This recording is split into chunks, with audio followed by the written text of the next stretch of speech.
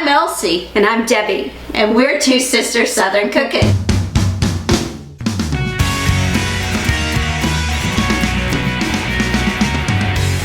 So we are making a white cheddar mac and cheese tonight. It will be done on the stovetop. This is a block of white cheddar that our mom got us a few of these last Christmas, and we're still using on them.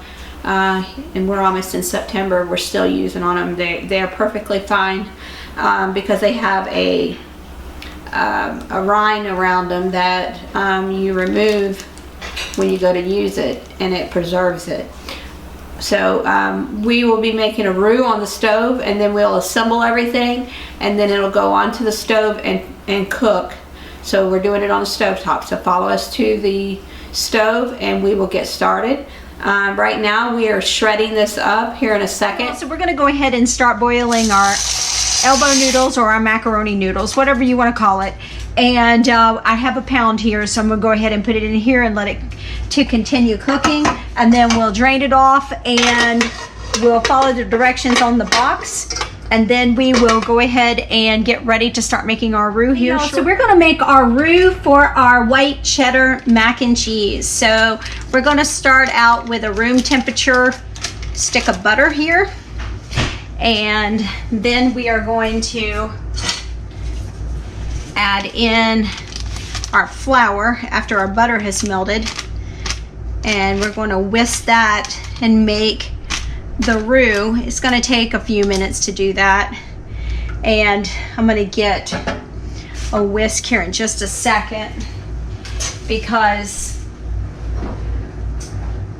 I don't want to get one that clangs against the pan, so we're going to get one that is a rubber one or a plastic one, so it doesn't get on your nerves. So want to make sure that this is completely melted. When we are making our roux, we're going to have a nutty smell with this when it's ready to have the room temperature milk added to it. And at that time I'm going to add in the milk and then the seasonings, and we're going to continue to allow that to build, and then we'll add in the cheese after that. And then after that, I keep saying after that, we are going to add in our mac and cheese and get it ready. All right, so I have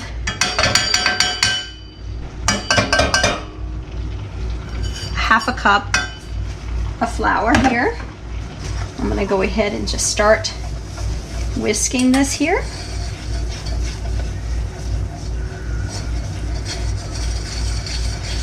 I got this on medium-high heat as well. You don't want it to be too high, you don't want it to burn. I'm just going to whisk this here.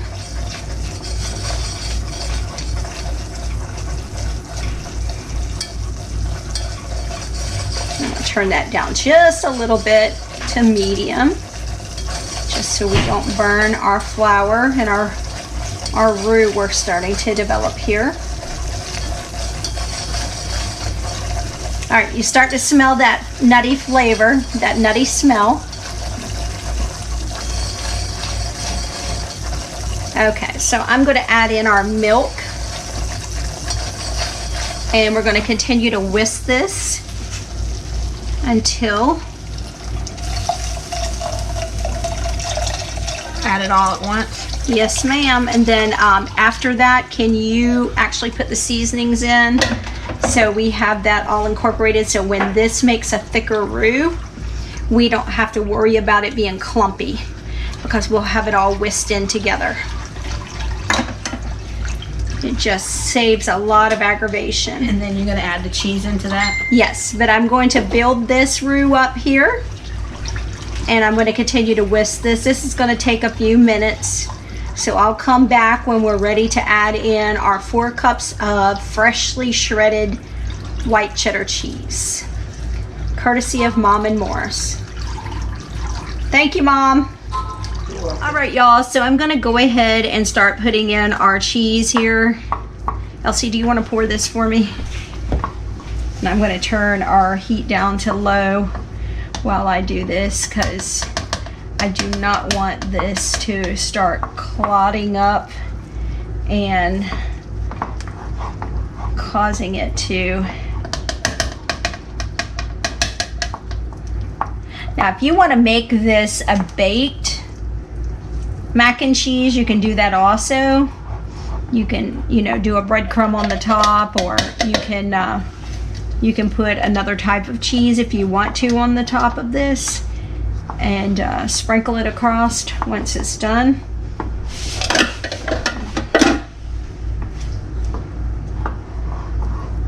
I'm just going to let this all marry together here for a few moments and just let it tighten up a little bit. And then we will go ahead and pour this over our macaroni, and then we will have some white cheddar mac and cheese. It's going to be so good. Look at all those seasonings in there. It just looks divine. Oh, that's going to be good. Just wanted to tighten up just a little bit more.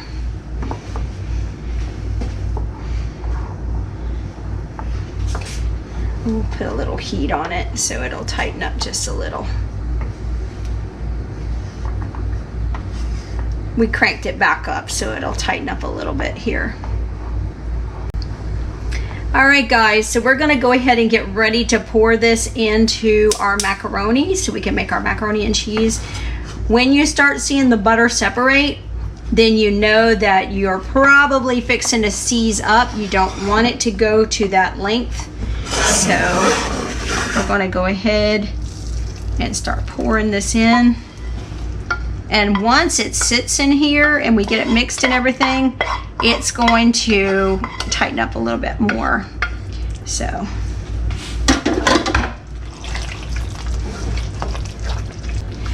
all right, guys, we're going to add some more cheese into this here, just to get it to tighten up some more. Now, if it becomes too tight, you can always add milk to thin it out a little.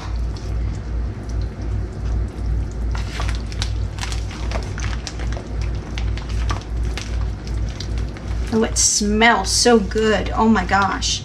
My mouth is watering just smelling that cheddar. So how much do you think you put in about? Probably another cup. Okay. I think we... You want to put in just maybe one more big handful, and then we'll call it a day.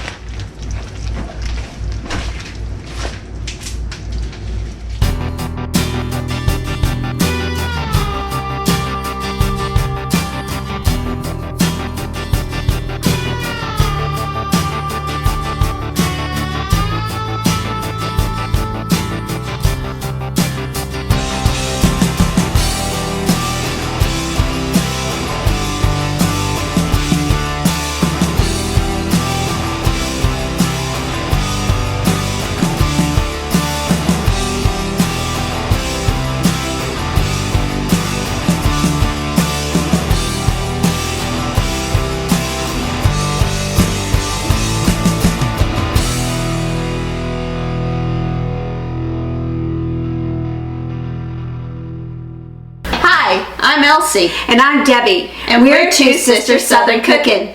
Please like, share, and subscribe. Thank you.